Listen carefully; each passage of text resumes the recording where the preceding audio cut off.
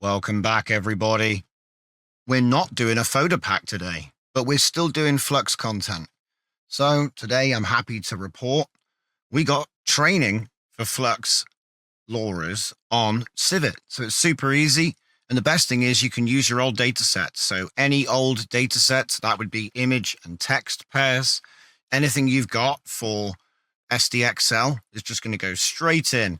And the funny thing is, there is actually a 512 default, and that might be good if you have a 1.5 data set. But I haven't tried that because over the years I've upgraded all of my data sets to 1024. But there was a 512 default, so I would say that. But let's not waste any time. First things first, we're going to take a look at my Flux Dev Test Lora collection, which is right now AssassinKahb focused. Before I forget, hit that bell. Now, where were we? However, I'd rather quickly dive into the article before we check out the Loras. So I've done an article here training Flux Lora with Civit. It's super simple. It has a link to the test Loras, which we'll look at in a second. It also has a link to the data set, which is on my GitHub. Basically, I've used the same data set to train SD 1.5, 2.1, Cascade, and SDXL so that we can compare and get a baseline to refine our training settings. So we've had a great head start from Kappa Neuro. He's one of my old partners in crime from last year. We did some work together on Civit in the 2.1 era. Really cool to see him coming by and sharing his findings. I found with Cascade myself that Prodigy was a better optimizer. So the default's using Adam W8-bit, and they still produce good results. However, we do like Kappa Neuros config quite a bit, actually, when you come to see the final result. So this would be an example of the ground truth. So that is what we're actually training on. So if we get an image similar to this, you've got to observe as many influences as you can. So the first one is obviously blood streak hair. The other one is little stains everywhere. It's vaguely watercolor, but it looks like sketch work with line art. There's like a blood cloak. He's basically a skeleton warrior. Yeah. And he's got a lot of this weird stuff going on. Now, there's obviously other images which pull the training in one way or the other. But for the sake of comparison, we're literally just using one prompt for every image, and there's only 10 images. So this is nice and quick. So AssassinKahb style, a demonic-looking skeleton holding a sword with red hair. Okay. Sometimes the red hair is in a different place on other versions of this data set, but these should all be like that. All right. And so the version 1, I trained on the defaults. So that was 512X, Adam W8-bit, all defaults. And we can see an image. That's how that came out in the end. So this is actually pretty good. It does look like the data set. This is what I would expect to get. But you'll notice the hand is a little bit funny, and that's not just in this image. Sometimes it makes some mistakes Anyway, let's move on to the next one. So then I trained it again with 1024, but still using the base. All right. So now we've retrained it in 1024. It's a 512 image, mind, because these are previews that came out of the trainer. So again, this is pretty good. It's actually learned a little bit more detail than before. The hair is more accurate. This sword is red, which is only once represented in the data set, having the red sword. Sometimes it's covered in blood and whatnot, but you'll notice the hand is really good. So this definitely was an improvement, but in some images, it was losing the plot. So this was one of the better ones, all right? When I come to actually render them, these sample images are great, but when I come to actually render them in Comfy, we had some problems. We'll talk about that. And then finally with V3, when we used Kappa's config, we've got some better results. So if I just take a look here, and there you go, it's learned the sort of weird scuffed skull style. This is actually one of the poses in the data set. It's added a little bit more with this shoulder plate, but the hair is on point. It's not really hair. It's more of a gushing of blood. This thing's like an undead warrior type thing. Yeah. So, but the point is that's really good. And even though he's gripping it under there, you can almost get away with it. Okay. So, yeah. So like I said, V3 is the best one. And so with Kappa Neuro shared his config in our Discord. So what I've done is I've included it here. Now I've put question marks for the target steps because actually there's something going on with the steps. So why don't I just quickly show you something here? Because this is just a simple formula. So it's count. It's gotten rid of the star. I'm going to have to edit this. So it's count times repeats. Oh man, yeah, that's messed up the formula. Oh, that's annoying. It's made this italic because it's count times repeats times epochs divided by patch size. All right, well, anyway, let me just show you. Okay, so if I say here I've got 10 images, look, there's the formula for anybody who uses Excel. It's simple, right? So there's the formula. Write it down, quick. But yeah, you'd have to have it set up for counts, repeats, epochs, batch, steps, and it's going to auto-fill the steps depending on what you put in here. Now, on Civit, you can only have 4. It won't let us do higher than 4 batch, so that you can't change. With a number of images, well, you've got as many images as you've got, right? So that is whatever it is. So put in the number of images on this side, right?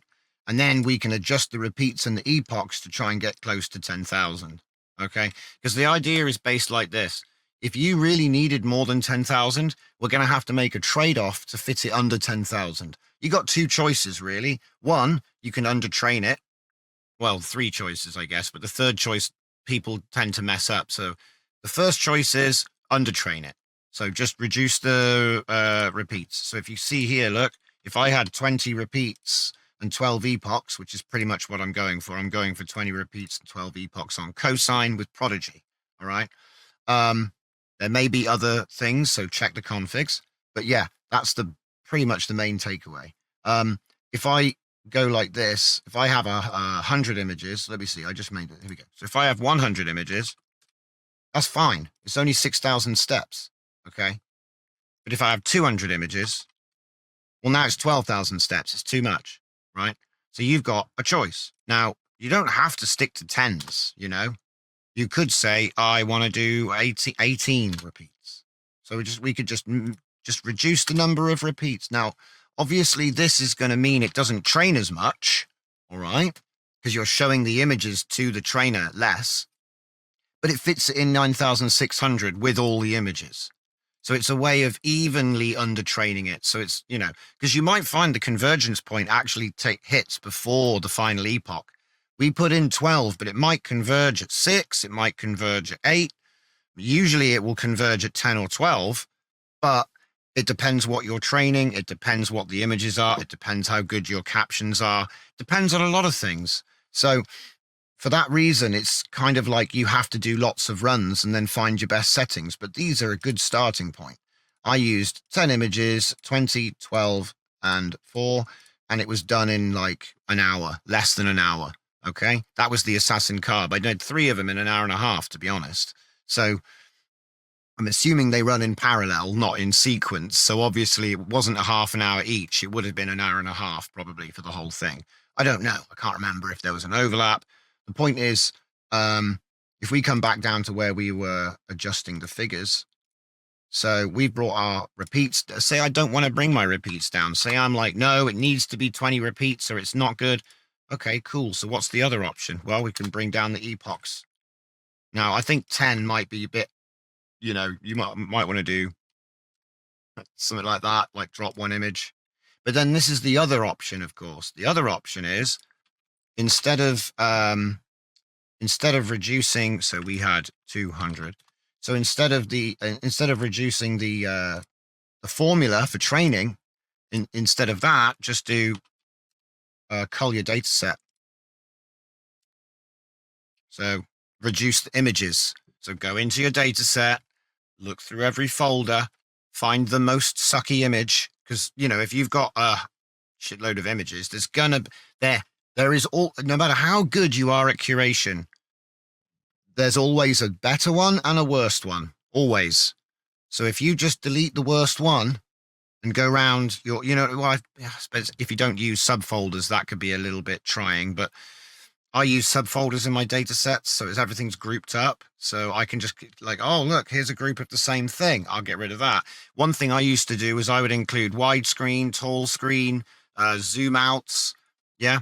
So I would just go in and remove a tall and I'd get a tall from this group and a wide from this group and a tall from this group and a wide from this group and delete those, So you're culling it, but you're not really, because the data's still there. It's represented in another sample. So it depends how you make your models, I guess, but we will be doing this more in detail. So we've spent enough time on that. I would say once you let it run, you're going to see your training. Okay, your training, where is it? Here we go. So if I just go to my training section, you're going to see something like this. All right. And obviously, if we click on here, we can see what the config is. But what I want to do really is just be waiting on these previews. So this one here is not the true world. So you'll remember not the true world from 1.5 and SDXL. That's currently training. And I think, well, it's currently at 4 of 13, but the images are looking really nice. And let me just go back here. So the one we just looked at there was version 1. So what I did with this one was I used the reduced training. I reduced the repeats to 10 for this one so that it would fit inside 10,000. And then I'm going to compare that with the version 2 where I actually culled half the images. So this one has the full data set, the same as SDXL and the 1.5 train, but it's going to be a little undertrained compared to my current formula, right? Whereas the version 2 has the correct training formula, but it's got half the images. And then also we're retraining Thora. So that would be my anime data set. I think that the scenes, what I'm going to do is I'm going to put the scenes into separate models. So there'll be one for the character, one for actions, one for scenes, and possibly another one for locations, because there were just so many locations in the model. It was insane. I think I had it was more than 2,000 images for this Lora. So I think that, yeah. So what we've done is we've split it up into submodels and they're going to get trained separately. So I'm comparing all the different approaches.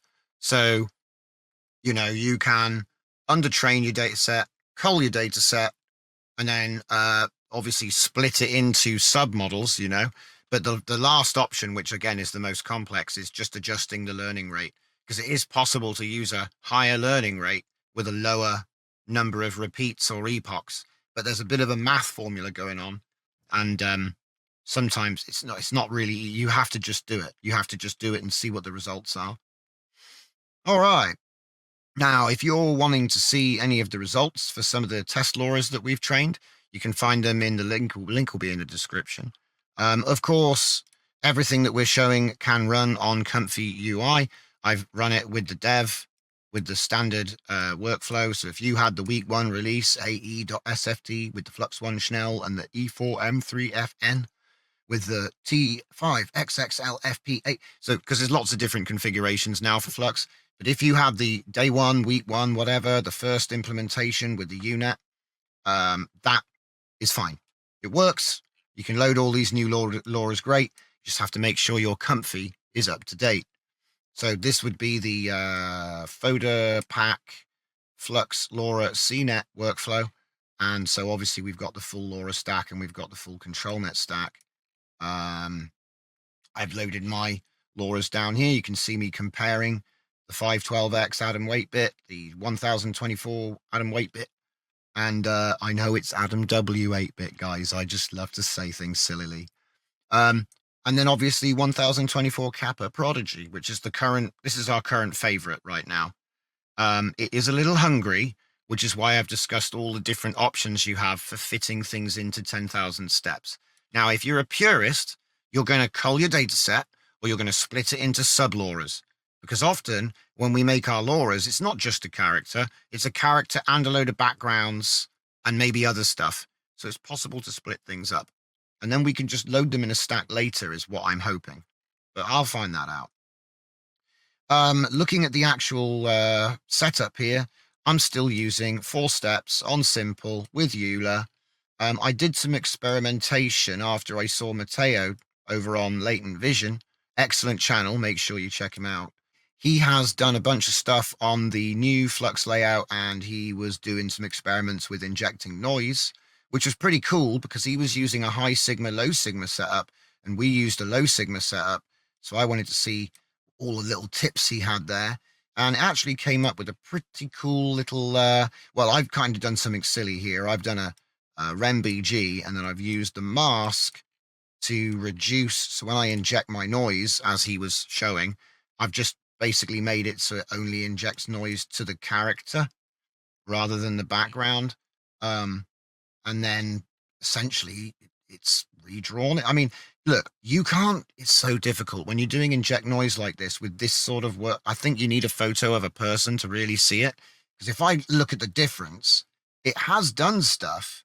It's done quite a lot, actually, but it's super subtle. So I hope that this will put some extra skin details in for, photographic human faces. But obviously, because of the art style I'm working on right now, even if I do a left-right, I can barely see any difference. And I don't know if it's because my Lora is so well trained that it's using the Lora to repaint the details of this skeleton onto this skeleton. So it's sort of like, well, it's already a good image. What do you want? But I will be covering this in a future Flux pack because this kind of thing's really cool. I think it would probably make the in-painting a little bit better. Anyway. All right. So that's pretty much everything on the workflow side. So if we just go back to the main model now, this is the version 1. As you can see here, I try to put like a little, on-off thing just to show you. Yep, it definitely works, guys. And then here are some more images that we've put together. So, oh, wait, here we go, version 2. Right, so this is the 1024. And again, as you can see, it's definitely working, guys. There's your version 2. And then we finally get to the version 3, which is the version I'm recommending. And if I go back, so wait, see, I've added a whole bunch of images now because I've got it in Comfy and had some fun with it. Keep going. See, there we go. Look at that. That's crazy. Look at that. That's crazy.